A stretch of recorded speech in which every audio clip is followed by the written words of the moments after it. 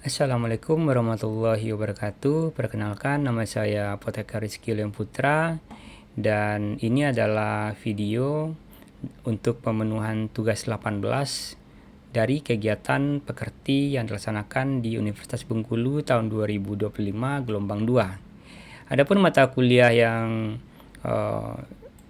diangkat pada topik ini adalah kimia medisinal dengan topik pengembangan obat dari perspektif kimia medisinal.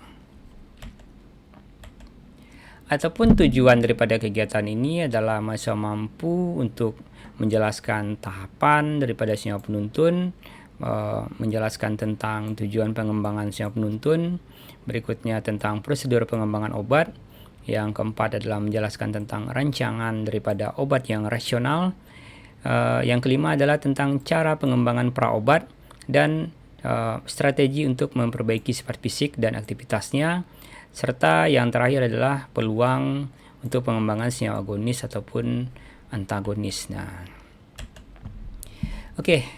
Pertama kali kita wajib bertanya dulu ya, bagaimana obat itu dapat menimbulkan efek ya. Seperti hal yang teman-teman lihat di sini adalah obatnya. Ini adalah ligan ya, ataupun senyawa obat target yang akan berinteraksi dengan reseptor yang ada di sebelah kanan. Jadi yang di kiri adalah ligannya dan sebelah kanan itu adalah reseptornya. Dan ini adalah target reseptor untuk penyakit diabetes mellitus ya, TP2, dengan target SGLT2 inhibitor dengan target kode PDB adalah 7-VSI ya di sini. Jadi teman-teman bisa lihat di sini dia harus berinteraksi terlebih dahulu untuk memunculkan potensi bioaktivitas ya. Dan data daripada reseptor ini teman-teman bisa lihat di Protein Data Bank dengan URL seperti ini. Oke, langkah pertamanya adalah kita wajib mencari tahu dulu tentang senyawa penuntun ataupun lead compound di sini. Di mana senyawa penuntun itu adalah senyawa pangkal ataupun senyawa asal ataupun senyawa dasarnya ya, yang sudah diketahui memiliki aktivitas tertentu ya. Sudah diketahui. Seperti halnya di sini ini adalah luteolin, hasil ekstraksi daripada seledri ya, luteolin, dan ini adalah kategori flavonoid.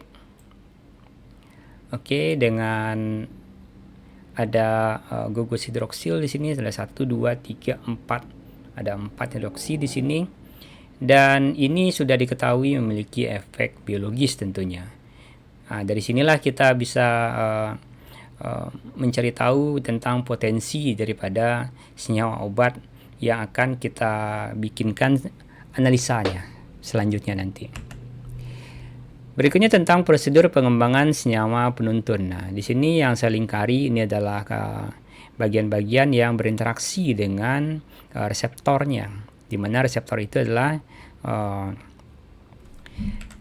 bahan kajian daripada obat tadi, dan dia harus memiliki interaksi terlebih dahulu untuk memunculkan bioactivity tentunya. Oke, setelah mendapatkan senyawa penuntun itu kita bisa memodifikasi molekul-molekul tadi dengan basicnya adalah itu kita harus compare langsung dengan senyawa penuntun. Untuk bisa lebih tinggi, bisa sama, ataupun bisa lebih rendah untuk hasilnya. Tentunya ekspektasi kita cukup berbeda ya. Kalau lebih tinggi tentu kita mengacu pada bioactivity-nya. Untuk lebih rendah itu kita targetkan untuk yang bagaimana cara untuk menghindari efek samping daripada obat tersebut. Berikutnya masih tentang pengembangan senyawa penuntun dan metode optimasi senyawa penuntun. Di sini teman-teman bisa lihat dua gambar ya. Ini adalah tabel BCS ya, BCS atau biasa disingkat dengan Biopharmaceutical Classification System, di mana obat yang ada di farmasi itu harus ditargetkan menuju kelas 1 di sini. Dia bagus solubility-nya dan juga bagus permeability-nya. Di mana di sini dibagi menjadi 4 kelas ya. Yang kelas 2 itu solubility-nya yang low dan permeability-nya bagus ya. Sementara di kelas 3 itu kebalikannya, itu di solubility-nya bagus, tapi permeability-nya yang kurang. Sementara yang keempat itu adalah kategori yang keempat adalah yang tidak kedua-duanya ya. Dimana untuk yang tabel sebelah kanan teman-teman bisa lihat ini adalah targetnya daripada obat yang ada di farmasi, target pengembangan obat secara farmaseutik tentunya. Dan ini adalah beberapa strategi yang dapat digunakan untuk mengatasi permasalahan ini. Jadi kita bisa melakukan riset penelitian terkait dengan strategi daripada bagian-bagian ini. Jadi teman-teman bisa lihat, bisa membuat formulasi lipid base, bisa membuat solid dispersion, dan modifikasi struktur kristal juga bisa di sini. Dan untuk kelas 3 teman-teman bisa lihat di sini kita wajib bisa untuk mengakali bagaimana cara untuk meningkatkan permeability-nya. Oke. Dan berikutnya ini adalah rancangan daripada obat yang rasional, di mana pendekatan daripada rancangan obat rasional ini adalah pendekatan sistematis ya. Seperti halnya teman-teman bisa lihat di tabel sebelah kanan ataupun bagan di sebelah kanan. Pendekatan sistematis dalam pengembangan obat yang bertujuan untuk merancang molekul obat. Mungkin bisa baru ataupun barunya bisa mayor ataupun minor ya. Dengan aktivitas biologis yang ditargetkan ataupun yang diinginkan. Pendekatan ini melibatkan pemahaman mendalam tentang mekanisme aksi penyakit tentunya yang menjadi target ataupun dasar daripada reseptor yang ditargetkan, habis itu struktur target biologis, reseptor juga, dan hubungan struktur dengan aktivitas. Dan bagian ini yang paling penting yang bisa dilihat secara 3 dimensi di perkuliahan ini ya teman-teman ya. Teman-teman bisa lihat di sebelah kanan ini adalah opsi daripada expert di sini. Dia melakukan research dan dibuatlah spesifikasi data dan bisa diujikan di laboratori tentu di sini. Oke. Adapun langkah daripada rancangan obat yang rasional itu adalah ada 5 langkah di sini yang saya catat ya. Yang pertama adalah melakukan identifikasi senyawa target ya. Identifikasi target biologis dengan senyawa target tadi ya.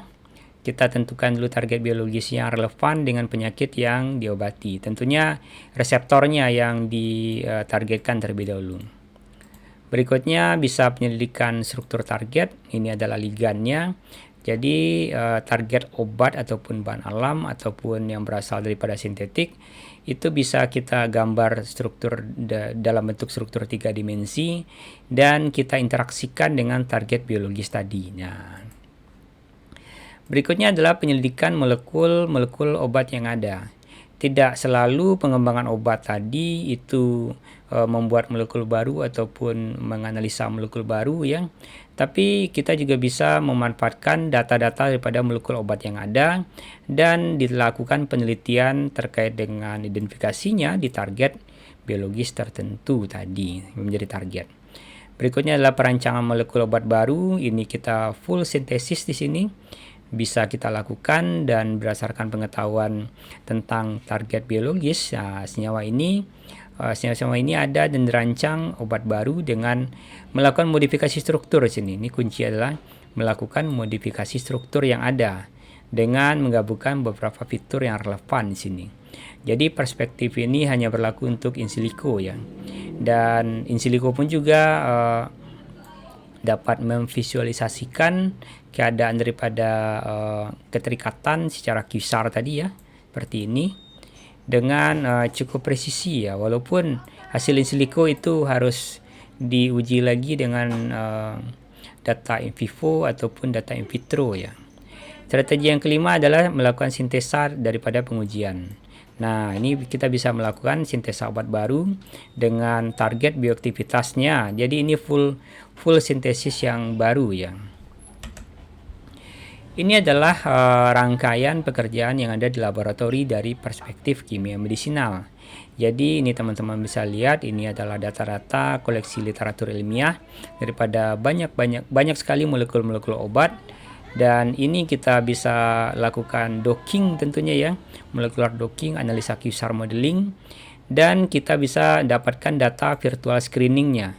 Jadi teman-teman bisa lihat di sini titik-titik di sini cukup banyak ya.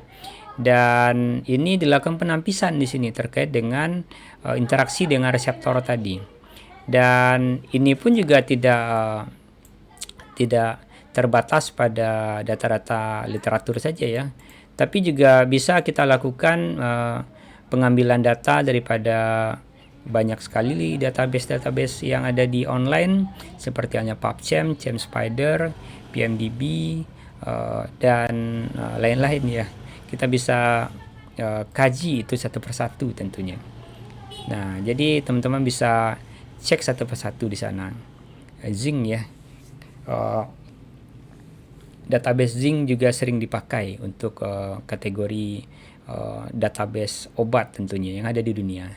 Berikutnya ini data virtual screening ataupun molecular docking tadi, kita bisa lakukan verifikasi dengan menggunakan uji in vitro di sini dengan sel tentunya ya. Ini adalah uji in vitro, dan berikutnya juga bisa dilakukan uji in vivo dengan menggunakan hewan percobaan di sini. Dan senyawa-senyawa yang lolos itu dapat menjadi kandidat obat baru tentunya. Jadi obat baru tadi tidak hanya berasal daripada sintesa obat murni tentunya ya.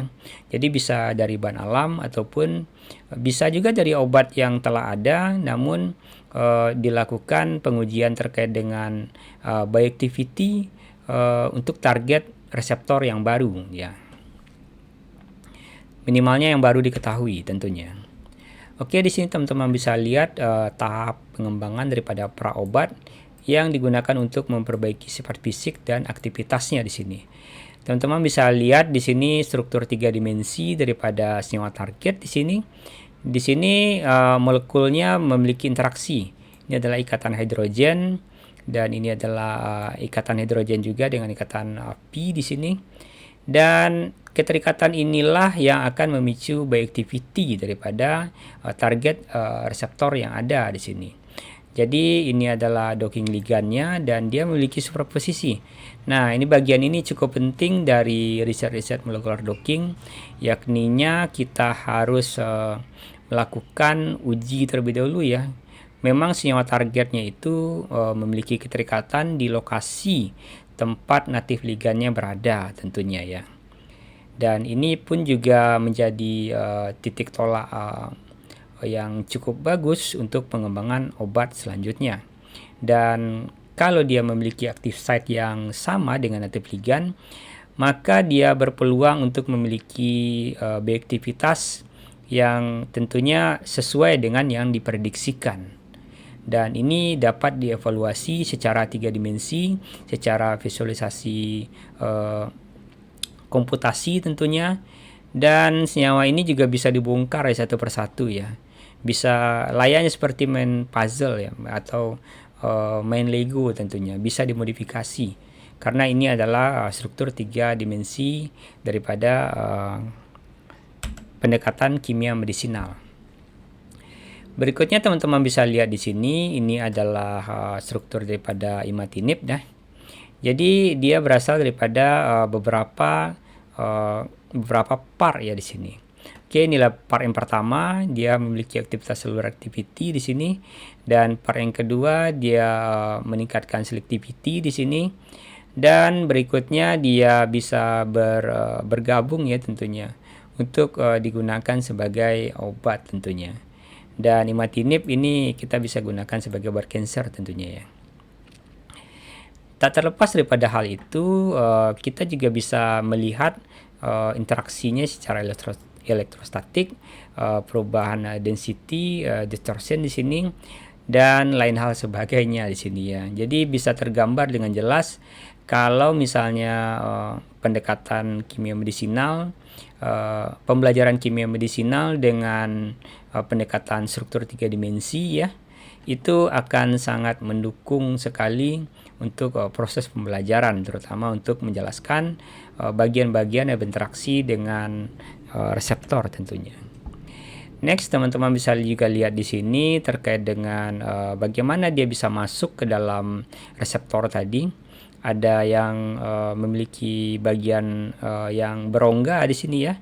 Jadi target reseptor tadi dia bisa masuk ke sini ataupun dia bisa membuka ataupun menutup di sini dalam kategori tertentu ya. Dan visualisasi ini dapat kita lihat secara langsung dengan pendekatan molekular dinamik tentunya. Jadi in silico itu dibagi menjadi dua bagian ya. Dan yang pertama itu adalah molekular docking dan yang kedua itu adalah molekular dynamic ya. Berikutnya topik yang terakhir adalah pengembangan senyawa agonis dan antagonis. Nah, di mana yang kita tahu itu adalah senyawa agonis itu adalah senyawa yang serupa dengan yang ada di bagian tubuh ya, ataupun memiliki aktivitas endogen tentunya yang mirip dengan yang ada di bagian-bagian tubuh. Contohnya di sini adalah agonis opioid ya.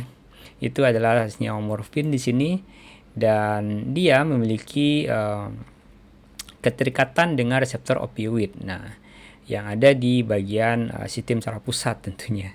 Dan dia akan menghasilkan efek analgesik ya. Dan berikutnya itu adalah pengembangan senyawa antagonis ya. Ini halnya seperti halnya agonis ya. Ini bertentangan dengan antagonis, di mana senyawa antagonis ini adalah molekul yang berinteraksi dengan reseptor biologis, tapi dia tidak menghasilkan respon biologis ya. Jadi dia sifatnya untuk menghambat saja di sini.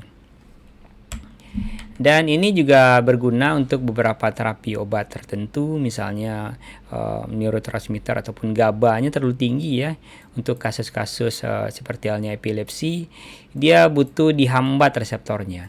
Dan pengembangan obat seperti ini sangatlah menjanjikan untuk di masa depan. Tapi dilihat lagi tergantung daripada tren pola penyakit yang ada di masa depan ya. Seperti halnya di 2020 ya, kita bisa lihat interaksi daripada COVID-19 itu sangat global sekali yang ada di kalangan peneliti di dunia. Teman-teman bisa lihat di sini, ini adalah bagian daripada agonis ya. Oke, dia terikat utuh di sini. Oke, sementara yang antagonis dia hanya terikat sebagian ya. Dia hanya terikat sebagian dan dia tidak memiliki aktivitas biologis di sini. Oke. Kalau dia memiliki banyak sekali keterikatan daripada bagian-bagian agonis ya. Bagian-bagian reseptor tadi dia berpotensi untuk menjadi agonis ya tentunya. Dan stabilitas daripada ikatan-ikatan ini hanya bisa kita lihat dari perspektif in silico dengan pendekatan molekular dinamik tentunya. Jadi kesimpulannya, untuk pengembangan obat yang ada di farmasi ya, dari perspektif kimia medisinal, yang akan menjadi kandidat obat itu sangat mungkin untuk dirancang sedini mungkin tentunya dengan perspektif kimia medisinal. Dan ini tentunya sangat rendah sekali biaya ya. Hampir nol biayanya. Jadi kita cukup investasi saja di bagian komputasinya dan kita nggak perlu lagi beli zatnya dan bahan habis pakai itu nggak diperlukan lagi. Jadi ketika kita dapatkan hasil yang valid daripada in silico tadi ya, itu kita bisa lakukan kajian in vitro, kajian in vivo, dan nggak semua senyawa yang mau kita ujikan, karena uji laboratori ini cukup memakan banyak sekali biaya ya, mungkin bisa ratusan ataupun ratusan juta ya tentunya, dan itu biayanya sangat besar sekali yang harus dikeluarkan oleh perusahaan farmasi untuk mendapatkan satu jenis obat baru ya. Tentunya dengan dukungan visualisasi 3 dimensi ya, kajian daripada interaksi obat di sini, bagaimana cara obat itu bekerja dan bagaimana obat itu dapat menimbulkan efek, itu dapat dijelaskan untuk perspektif kimia medisinal ataupun perspektif pengembangan obat yang ada di farmasi. Seperti halnya yang ada di kanan ya.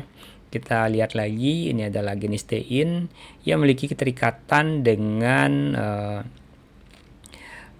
reseptor obat diabetes tipe 2 seperti halnya yang saya lakukan di tahun 2023 kalau nggak salah ya, 2023 ya, 2023 atau 2024 saya lupa juga ya. Bagi yang pengen tahu terkait dengan riset ini bisa cek di Google Scholar yang saya miliki. Oke, untuk sesi terakhir ini jangan pernah berhenti ya untuk melakukan inovasi, karena kita yang sudah giat bekerja gitu ya, sekarang punya saingan baru yaitu adalah AI ya. Tapi tenang saja ya, AI ini bukan ancaman kalau menurut saya ya. Menurut saya bukan ancaman.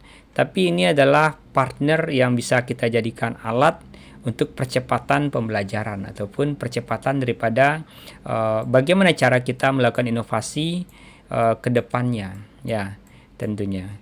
Dan baru-baru ini pun juga sudah dikembangkan ya beberapa AI yang bisa digunakan untuk memprediksi kajian daripada in silico tadi ya.